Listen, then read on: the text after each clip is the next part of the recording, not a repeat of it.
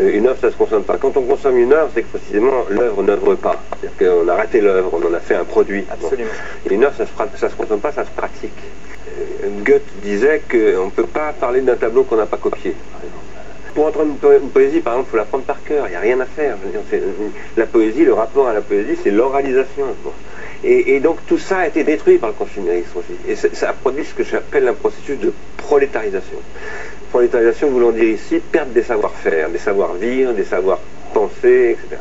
Alors, actuellement, sur le réseau Internet et avec ces technologies numériques, quelque chose se produit qui est très pharmacologique, c'est-à-dire qui est très ambigu, qui produit des choses très riches, en même temps des choses un peu effrayantes. À un moment donné, je me suis dit, pourquoi ne pas parler des 400 millions de membres de Facebook et de tout ce qu'il peut y avoir de manipulatoire derrière tout ça, potentiellement.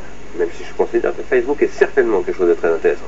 Mais nous avons affaire là à des pharmacas, comme on disait en grec, c'est-à-dire à la fois des poisons et des remèdes.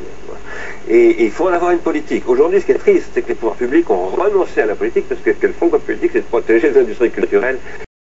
Je leur demande ce qui les a marqués cette année, et ils me disent, bah rien, la crise, mais de toute façon, je m'en sortirai autrement, mais surtout, je suis seule et je m'ennuie. Et on s'échange beaucoup d'informations sans vraiment plus parler. Et c'est tout à fait complètement, je communique, je m'incite, je m'agite.